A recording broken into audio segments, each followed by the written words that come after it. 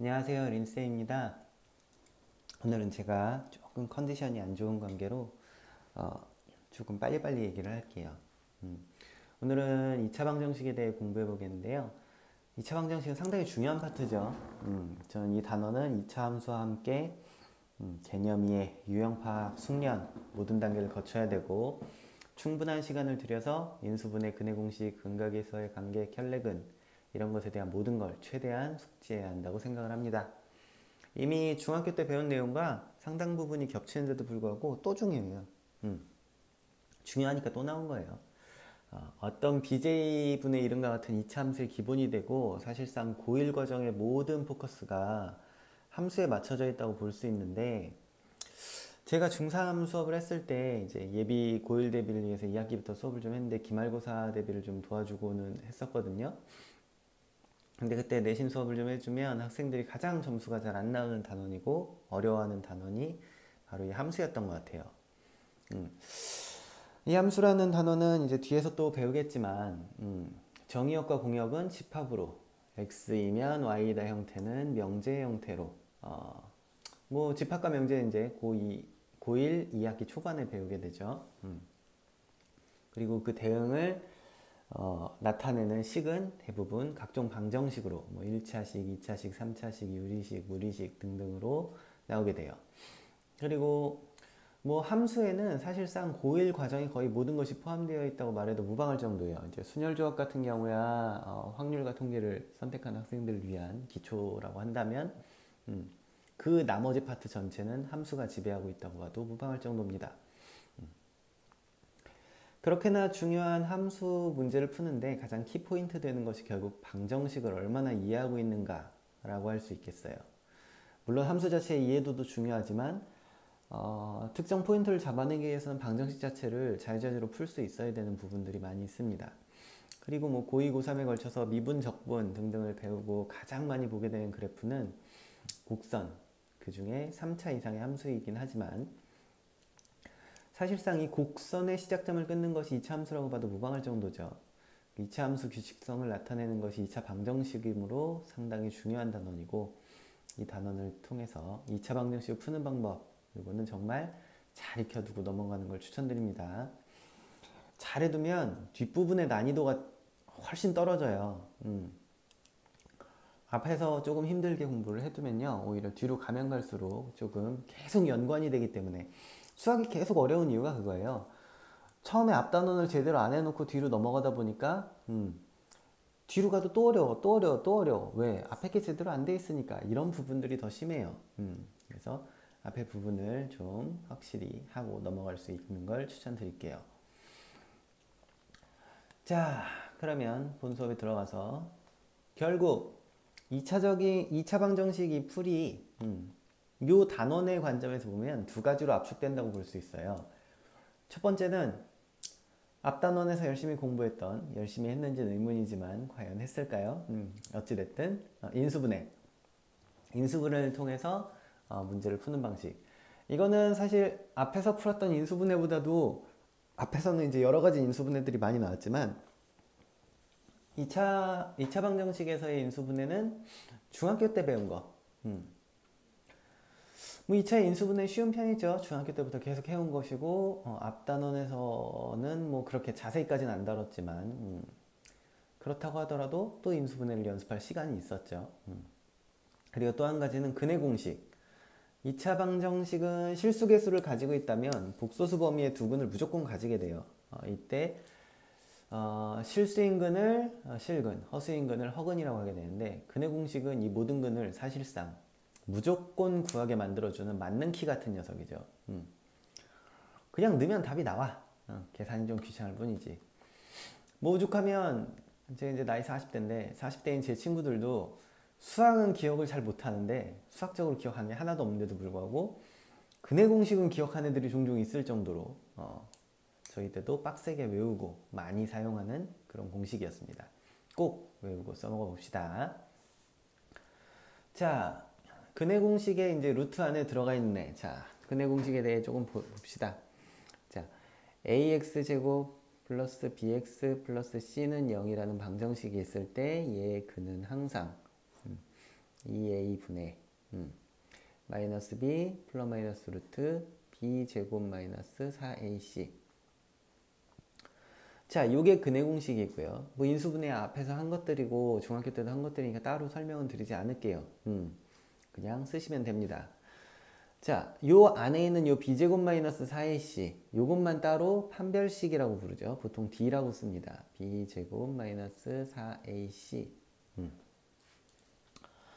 자, 요 판별식을 이용한 문제들도 많이 나오게 되는데, 사실 루트 안에 들어있는 애다 보니까 얘가 0보다 크면 당연히 여기가 양수가 된 거니까 루트 뭐뭐 이런 식으로 된 거니까 두 개의 실근을 가지겠죠. 그래서 두 실근. 0보다 작으면 요 안이 루트 마이너스 뭐 이런 식이 되는 거니까 루트 음수 이거는 허수가 되는 거죠. 루트 뭐 i 이런 식으로 나오게 되겠죠. 그래서 두 허근 이렇게 가지게 되는 거고, 얘가 0이 되어 버리는 경우에는 루트 0이 되니까 0이 돼서 없어지면 플러스 마이너스가 의미를 잃게 되죠. 그러면 하나의 실근 2a분의 마이너스 2a분의 b라는 하나의 실근 중근이라고 하죠. 중근을 가지게 됩니다. 그래서 뭐 이거를 판별식을 이용해서 근의 개수라든지 얘가 두 실근을 가질 때의 조건, 뭐 두 허근을 가질 때 뭘 구하여라, 중근을 가질 때 뭘 구하여라, 뭐 이런 문제들이 좀 나오는 정도. 그래서 판별식은 고1 학생들 중점적으로 좀 유형을 파악해 두시는 걸 좀 추천을 드릴게요.